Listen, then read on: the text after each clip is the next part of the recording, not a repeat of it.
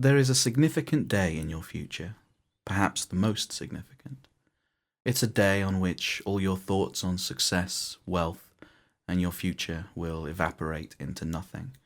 A day that you will begin as a valued human being and end as meat. In short, you are going to die. If you're more than 8 years old, this is, I hope, unsurprising to you.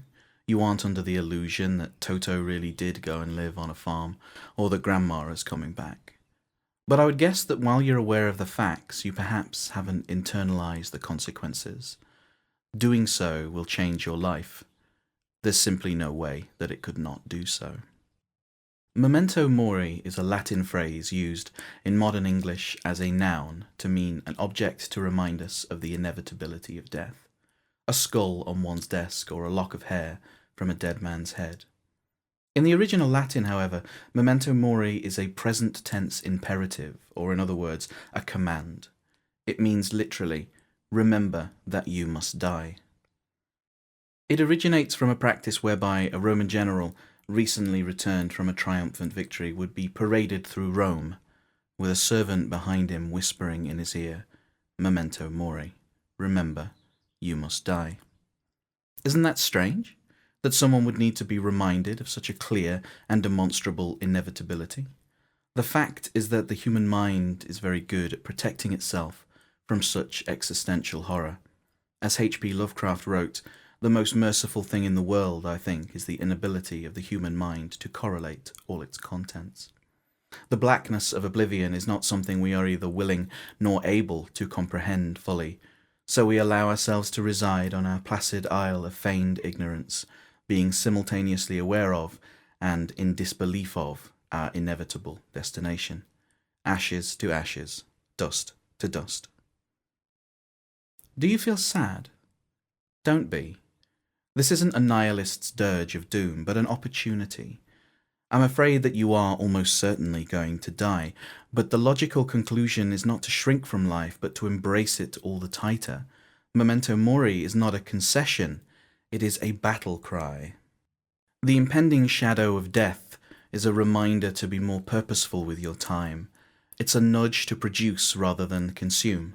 Consumption is nice, but it can't touch production when it comes to living a fulfilling life. To be clear, I'm not someone who believes that death gives life meaning. That's nothing but learned helplessness deeply ingrained in our collective psyche. Another of the mind's protective measures against oblivion.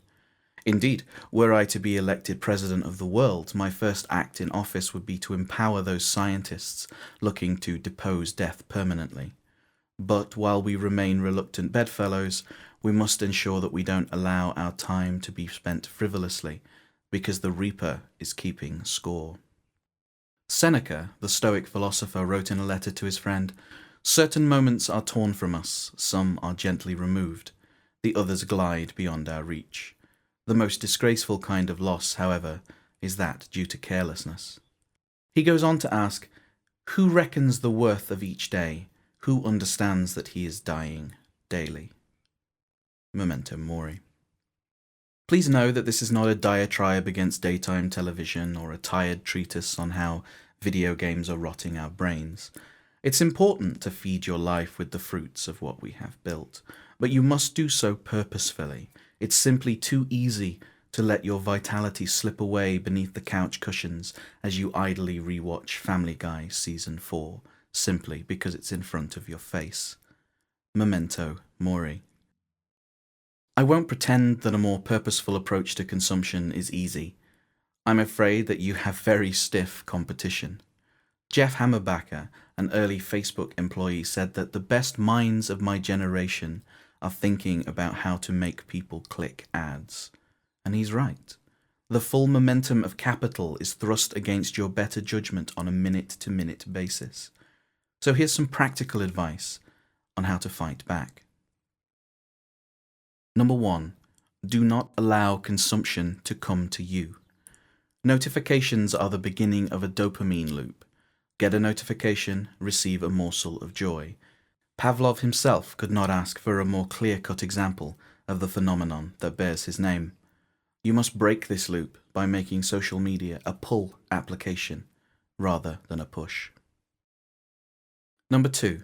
Schedule consumption in advance. It might seem absurd to schedule your downtime, antithetical almost to the concept. However, I'd argue that with a schedule comes ritual, and with ritual comes purposefulness. Which sounds better? Idly scanning Netflix until you find something you can tolerate, while eating cereal with skimmed milk because that's all you had in the fridge? Or, alternatively, preparing a bucket of gourmet popcorn that you bought earlier in the day in advance of sitting down on the couch under a blanket with a loved one to watch a specific film you'd both been excited about. A purposeful design for life makes it more enjoyable, not less. Number 3. Use consumption as an inspiration for production. Try to use your consumption to fuel production rather than further consumption. Try to understand what makes things great and use that knowledge to improve your output. You will enjoy your productive activities more if you're more accomplished at them, and a great way to enhance your abilities is to absorb the lessons of the work of others. Finally, consider if you even need the media you're consuming. In his book, Deep Work, Cal Newport discusses something he calls the any benefit approach.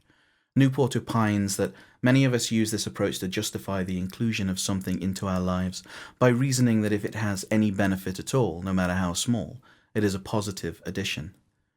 It's an easy trap to fall into if you've yet to internalize the message of Memento Mori, if you cannot yet see oblivion. What harm could there be in having Instagram on your phone? It's a completely free service. Seneca also wrote, "Whatever years lie behind us are in death's hands. Don't give the reaper your time so freely." Memento Mori.